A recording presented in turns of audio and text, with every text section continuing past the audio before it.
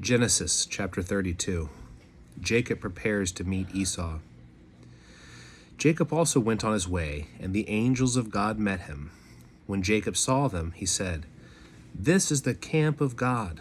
So he named that place Mahanaim. Jacob sent messengers ahead of his brother Esau in the land of Seir, the country of Edom. He instructed them, "This is what you are to say to my lord Esau. Your servant Jacob says, I have been staying with Laban and have remained there till now. I have cattle and donkeys, sheep and goats, male and female servants. Now I am sending this message to my lord, that I may find favor in your eyes." When the messengers returned to Jacob, they said, "We went to your brother Esau, and now he is coming to meet you, and 400 men are with him." In great fear and distress, Jacob divided the people who were with him into two groups, and the flocks and herds and camels as well. He thought, if Esau comes and attacks one group, the group that is left may escape. Then Jacob prayed, "O God of my father Abraham, God of my father Isaac, Lord, you who said to me, 'Go back to your country and your relatives, and I will make you prosper.' I am unworthy of all the kindness and faithfulness you have shown your servant. I had only my staff when I crossed this Jordan, but now I have become two camps. Save me, I pray, from the hand of my brother Esau, for I am afraid he will come and attack me, and also the mothers with their children. But you have said, I will surely make you prosper, and will make your descendants like the sand of the sea, which cannot be counted." He spent the night there, and from what he had with him, he selected a gift for his brother Esau: 200 female goats and 2 male goats, 200 ewes and 20 rams, 30 female camels with their young, 40 cows and 10 bulls, and 20 female donkeys and 10 male donkeys. He put them in the care of his servants, each herd by itself, and said to his servants, "Go ahead of me and keep some space between the herds." He instructed the one in the lead, "When my brother Esau meets you and asks, 'Who do you belong to, and where are you going, and who owns all these animals in front of you?' then you are to say, 'They belong to your servant Jacob. They are a gift sent to my lord Esau, and he is coming behind us.'" He also instructed the second, the third, and all the others who followed the herds, "You are to say the same thing to Esau when you meet him, and be sure to say, 'Your servant Jacob is coming behind us, for he thought, I will pacify him with these gifts I am sending on ahead. Later, when I see him, perhaps he will receive me.' So Jacob's gifts went ahead of him, but he himself spent the night in the camp." Jacob wrestles with God.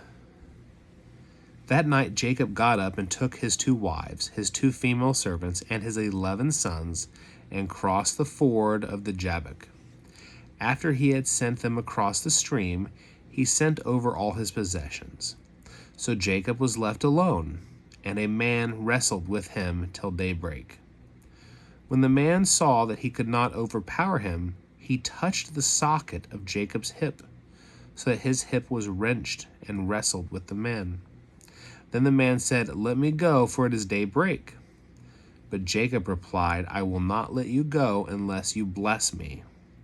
The man asked him, "What is your name?" "Jacob," he answered. Then the man said, "Your name will no longer be Jacob, but Israel, because you have struggled with God and with humans and have overcome." Jacob said, "Please tell me your name."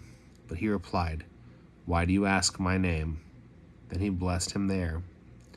So Jacob called the place Peniel, saying, "It is because I saw God face to face, and yet my life was spared." The sun rose above him as he passed Peniel, and he was limping because of his hip. Therefore to this day the Israelites do not eat the tendon attached to the socket of the hip, because the socket of Jacob's hip was touched near this tendon. Genesis 33. Jacob meets Esau. Jacob looked up, and there was Esau, coming with his 400 men. So he divided the children among Leah, Rachel, and the 2 female servants. He put the female servants and their children in front, Leah and her children next, and Rachel and Joseph in the rear. He himself went on ahead and bowed down to the ground 7 times as he approached his brother. Esau ran to meet Jacob and embraced him. He threw his arms around his neck and kissed him, and they wept. Then Esau looked up and saw the women and children. "Who are these with you?" he asked. Jacob answered, "They are the children God has graciously given to your servant." Then the female servants and their children approached and bowed down. Next Leah and her children came and bowed down. Last of all, Joseph and Rachel, and they too bowed down. Esau asked, "What is the meaning of all these flocks and herds I met?" "To find favor in your eyes, my lord," he said. But Esau said, "I already have plenty, my brother. Keep what you have for yourself." "No, please," said Jacob. "I have found favor in your eyes. If I have found favor in your eyes, accept this gift from me. For to see your face is like seeing the face of God. Now that you have received me favorably, please accept the presents that was brought to you. For God has been gracious to me, and I have all I need." And because Jacob insisted, Esau accepted it. Then Esau said, "Let us be on our way. I'll accompany you." But Jacob said to him, "My Lord knows that the children are tender, and that I must care for the ewes and cows that are nursing their young. If they are driven hard just one day, all the animals will die. So let my Lord go on ahead of his servant, while I move along slowly at the pace of the flocks and herds before me, and the pace of the children, until I come to my Lord and Seir." Esau said, "Then let me leave some of my men with you."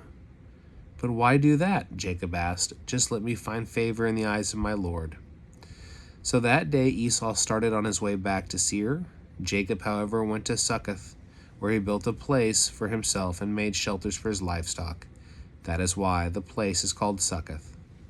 After Jacob came from Paddan Aram, he arrived safely at the city of Shechem in Canaan, and camped within sight of the city. For 100 pieces of silver, he bought from the sons of Hamor, the father of Shechem, the plot of ground where he pitched his tent. There he set up an altar and called it El Elohe Israel. Genesis 34. Dinah and the Shechemites. Now Dinah, the daughter of Leah, had borne to Jacob, went out to visit the women of the land. When Shechem, son of Hamor the Hivite, the ruler of that area, saw her, he took her and raped her. His heart was drawn to Dinah, daughter of Jacob. He loved the young woman and spoke tenderly to her. And Shechem said to his father Hamor, "Get this girl as my wife." When Jacob heard that his daughter Dinah had been defiled, his sons were in the fields with his livestock, so he did nothing about it until they came home. Then Shechem's father Hamor went out to talk with Jacob. Meanwhile, Jacob's sons had come in from the fields as soon as they heard what had happened. They were shocked and furious, because Shechem had done an outrageous thing in Israel by sleeping with Jacob's daughter, a thing that should not be done. But Hamor said to them, "My son Shechem has his heart set on your daughter. Please give her to him as his wife. Intermarry with us, give us your daughters, and take our daughters for yourselves. You can settle among us, the land is open to you. Live in it, trade in it, and acquire property in it." Then Shechem said to Dinah's father and brothers, "Let me find favor in your eyes, and I will give you whatever you ask. Make the price for the bride and the gift I am to bring as great as you like. I'll pay whatever you ask me. Only give me the young woman as my wife." Because their sister Dinah had been defiled, Jacob's sons replied deceitfully as they spoke to Shechem and his father Hamor. They said to them, "We can't do such a thing. We can't give our sister to a man who is not circumcised. That would be a disgrace to us. We will enter into an agreement with you on one condition only, that you become like us by circumcising all your males. Then we will give you our daughters and take your daughters for ourselves. We'll settle among you and become one people with you. But if you will not agree to be circumcised, we'll take our sister and go."